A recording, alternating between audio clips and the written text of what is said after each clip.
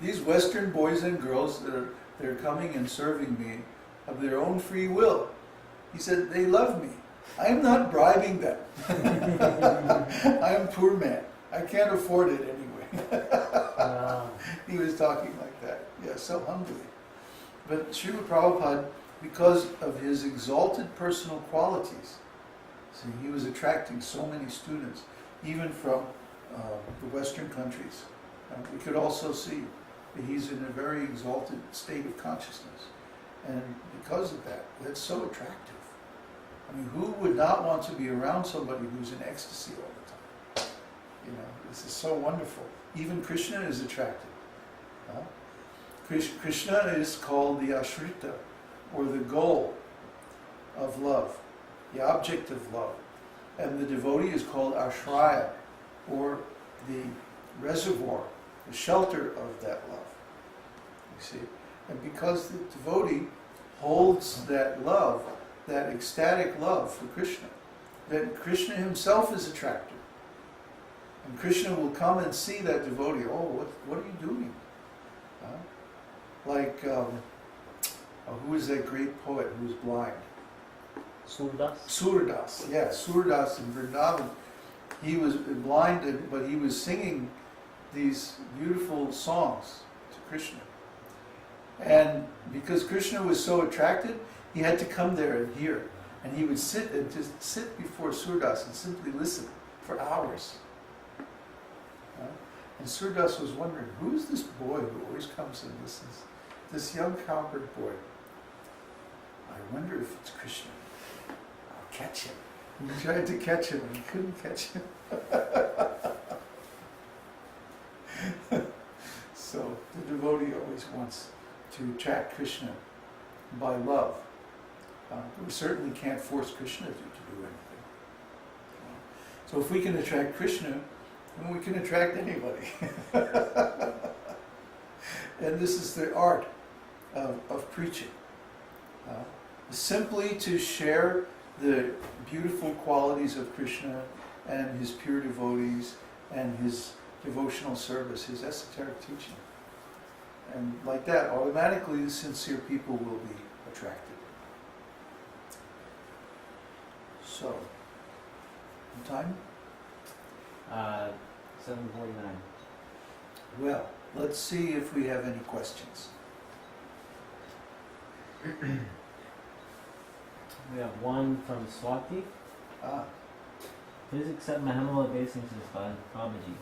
We are encouraged to be a pure devotee of Krishna and not to even have a separate desire for liberation.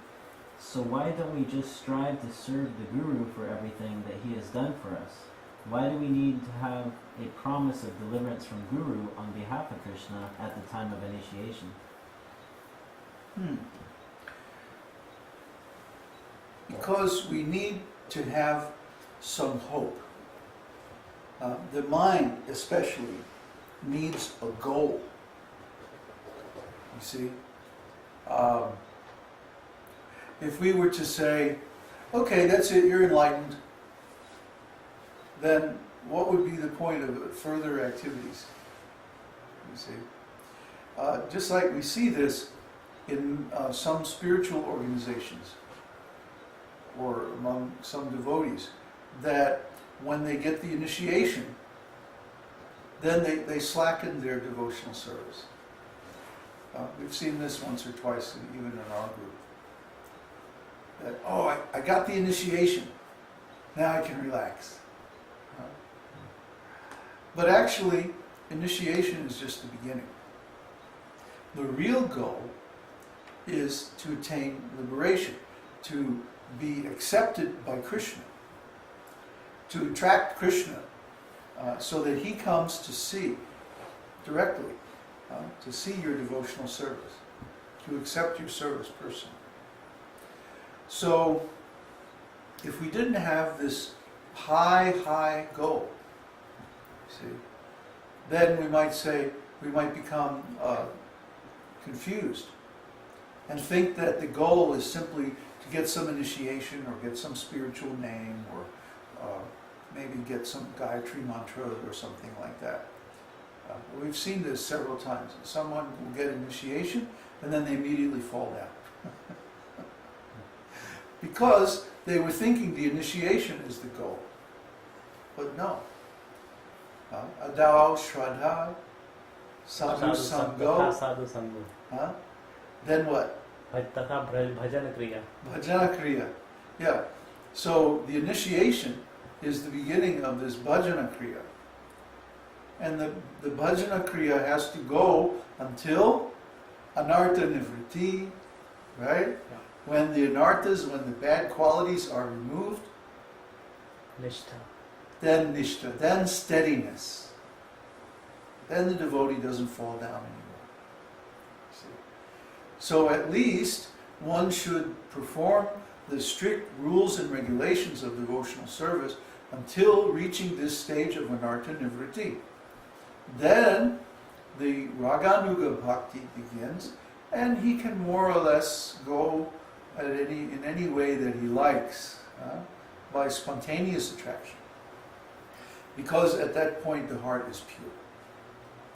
Unless the heart is pure, then one is always going to be keeping some seed of material desire in the heart. And this seed can sprout at any time, and then the devotee will fall down. This is a danger even for advanced devotees. They have to be careful not to indulge or not to water the seeds of material desire. And how do we avoid that? By not having any desire except Krishna's pleasure. See, if we maintain some personal desire, even if it's for something that's apparently related to our service, like, oh, I want to have a big temple with lots and lots of devotees coming, and big kirtans and big this and big that. Well, this can become an impediment in devotional service. And we've often seen that it does. That someone will get this, big service or big position or temple or whatever, lots of disciples, lots of attention, lots of fame. And then the next thing you know, oh, where's so-and-so? Oh, he's off, enjoying with one of his disciples or something. So we don't want that to happen to us. The way we avoid that is by not thinking about the external side of our service. If Krishna provides nice facility, then okay, we'll accept. If Krishna has us staying under a tree, then it's okay too. We don't care. We don't bother about that. That's up to Krishna. If Krishna wants many devotees to come and share the benefit of this teaching, then fine. That's up to him. He can send them if he likes. And we'll serve them. We'll take care of them. But in all cases, we are serving. Even if Krishna sends millions of dollars and thousands of students or whatever, we still remain serving. And our service becomes to somehow engage them and somehow take care of them so that they become Krishna conscious. That we don't worry about our advancement. Our advancement is already guaranteed. Because we're engaged in this service of helping Krishna's devotees.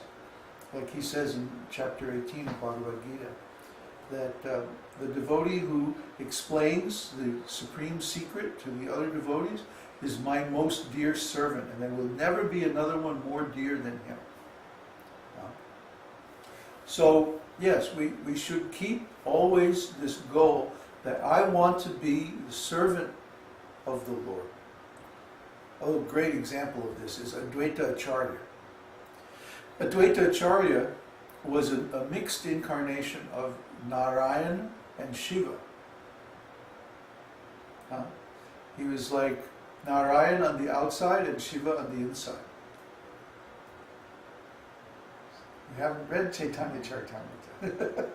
These are all secrets from Caitanya-caritāmṛta. Anyway, he always considered himself as a servant of Lord Chaitanya. But because Lord Chaitanya had sent him in advance, externally he was older, and he was directly a disciple of Ishwarapuri. and a god brother of Madhavendra Puri, Lord Chaitanya's spiritual master. So, Lord Chaitanya always used to offer obeisances to Advaita Acharya and as a superior. And Advaita Acharya was he wasn't very comfortable with this. he was like, how can I get Lord Chaitanya to accept me as his servant? And for a long time he tried different things, and Lord Chaitanya always refused to treat him as a servant. So then Advaita Acharya got the idea. He got an idea. He said, I know. I will teach Mayavadi philosophy, and then the Lord will punish me, and then he will treat me like his subordinate.